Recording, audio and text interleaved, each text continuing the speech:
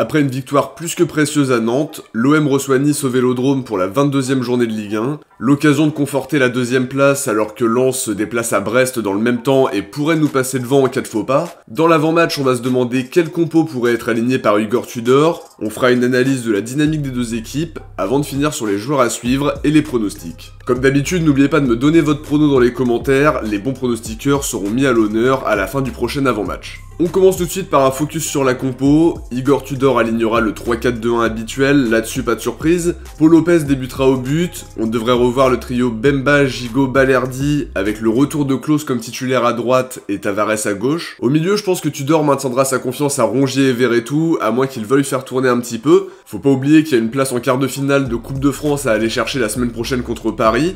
Par contre, sur le plan offensif, il y a quelques interrogations aussi. Unai est pas encore à 100%, Malinowski c'est plus ou moins la même chose, même s'il a enchaîné les minutes. Alors il y a plusieurs alternatives. Si Vitinha est prêt à jouer, et c'est pas impossible parce qu'il était encore très récemment titulaire avec Braga, on pourrait voir un trio Sanchez, Under, Vitinha. Si la volonté c'est de lui donner quelques minutes pour commencer, on pourrait revoir Sanchez en pointe avec Under et Guendouzi en soutien. C'est plutôt le trio auquel je m'attends, mais pourrait y avoir quelques changements à quelques jours d'OM PSG. On passe à l'analyse avec un focus sur l'OM qui, comme on l'a dit, est sur une excellente dynamique et ça s'est confirmé contre Nantes avec une victoire 2-0, même si c'est vrai que la première période était quand même un petit peu plus compliquée. On a fait le boulot et ça nous permet de récupérer la deuxième place en profitant de la défaite de Lens contre Nice justement. Sur le plan de l'effectif, il y a beaucoup plus de choix côté offensif et ça va nous permettre de maintenir notre intensité sur la durée et d'avoir plusieurs options pour faire la différence. Alors ça va aussi être le début des maux de tête pour Tudor, mais sur le plan sportif c'est vraiment excellent. Faudra mettre encore beaucoup d'intensité contre une équipe niçoise qui s'est renforcée et qui aura à cœur de se rapprocher des places européennes, mais on en parlera plus en détail un tout petit peu plus tard. En tout cas, je trouve qu'on propose de très bonnes choses offensivement. Défensivement, c'est très solide avec un Balerdi en très grande forme, Gigot qui est aussi très bon sur les derniers matchs, et Bemba qui est finalement fidèle à ce qu'il propose depuis le départ. Le retour de Klose va aussi nous faire beaucoup de bien, on a vu des signaux très encourageants contre Nantes, avec une magnifique passe pour Unai. Avec le soutien d'un Vélodrome en feu, ça va être un gros avantage dans un match contre une équipe qui se veut ambitieuse, mais qui a pris du retard dans la course aux places européennes, et on parle bien évidemment de l'Europa League, parce que la Ligue des Champions ça paraît compliqué, avec 14 et 15 points de retard sur l'OM et Lens. Faut continuer à accumuler les points, et surtout faire un grand match pour se mettre en confiance avant le PSG, parce qu'il y a une place en quart à aller chercher, et c'est évidemment un des objectifs de cette deuxième partie de saison. On enchaîne sur Nice, qui sont actuellement classés 8ème avec pas mal de points de retard sur le podium, comme on le disait un peu plus tôt. Ils auront comme ambition de prendre des points pour refaire leur retard sur la 4ème et la 5ème place au minimum. En tout cas, sur leurs 5 derniers matchs, la dynamique est plutôt mitigée. Il y a eu l'élimination contre le Puy-en-Velay en Coupe de France, qui faisait suite à une défaite 2-1 à Rennes. Derrière, gros festival offensif à domicile contre Montpellier 6-1.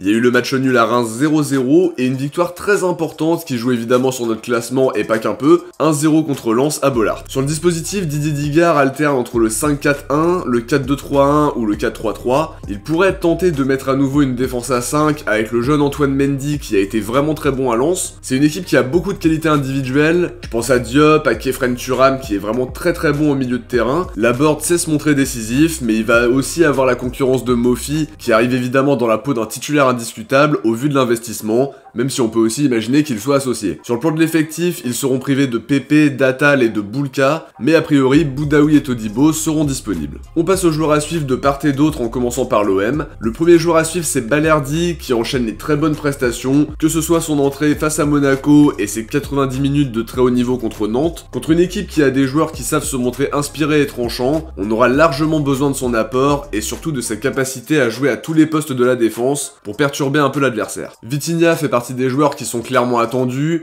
il devrait être dans le groupe et comme on l'a dit un peu plus tôt, il jouait 90 minutes avec Braga il y a encore une dizaine de jours et sur le plan physique, il doit être un petit peu plus avancé qu'Unai et Malinowski. A voir s'il débutera, mais ça me surprendrait quand même. Je le vois plutôt entrer en cours de match, mais je pense qu'il peut aussi apporter quelque chose tout de suite et surtout ça nous permettra de profiter d'un duel à distance Vitinha-Mofi. Dernier joueur à suivre côté marseillais, Alexis Sanchez qu'on verra peut-être en soutien d'un attaquant pour la première fois cette saison et on a hâte de voir ce que ça va donner sur le terrain. Il débutera peut-être titulaire en pointe si Vitinha n'est pas encore jugé prêt à débuter, mais quoi qu'il en soit, il montre de très bonnes choses sur les derniers matchs, avec des décrochages, un abattage énorme qui lui permet de récupérer pas mal de ballons. J'ai hâte de voir ce que ça va donner face au jeu, mais récemment on l'a vu très inspiré en tout cas. On enchaîne sur les joueurs à suivre côté niçois en commençant par Todibo, qui réalise une très bonne première partie de saison. Alors c'est pas une surprise, c'est un excellent défenseur central, mais il impressionne par sa capacité à remporter ses duels, à récupérer des ballons et en étant très propre. Il peut faire la différence dans un match de ce niveau, faudra réussir à le prendre à défaut et ce sera pas si simple. C'est un petit duel à distance avec nos défenseurs centraux qui sont eux aussi dans une dynamique très positive. Au milieu, je vais citer Kefren Turam qui est un indispensable du collectif niçois, très bon dans l'entrejeu avec une grosse activité, il peut faire de grosses différences et ce sera au tandem Rongier-Verretou de le faire déjouer. Dernier joueur que je vais citer, Terem Moffi bien sûr, qui a enchaîné les bonnes performances en Ligue 1 depuis son arrivée à Lorient et qui est finalement la recrue phare de ce mercato d'hiver côté niçois et qui aurait pu être l'une des recrues phares du mercato marseillais aussi. C'est un joueur qui est très bon à la finition, qui a lui aussi besoin de s'intégrer dans le collectif niçois pour prendre des automatismes, mais c'est un attaquant très performant et qui connaît déjà le championnat. On sait que s'il est dans une bonne forme, il peut vraiment faire très mal. On passe maintenant au pronostic. Ça va être un match disputé à mon avis, mais je suis plutôt optimiste pour l'OM qui montre de très bonnes choses dans l'intensité, dans les combinaisons, dans le réalisme aussi. On a été moins bien sur une des demi-temps contre Nantes et même chose contre Monaco, mais globalement on est convaincant. Je vois une victoire marseillaise 2-1 devant le public du Vélodrome qui va être comme toujours un appui considérable. Une victoire qui nous permettrait de conforter la deuxième place et d'empêcher Lens de repasser devant.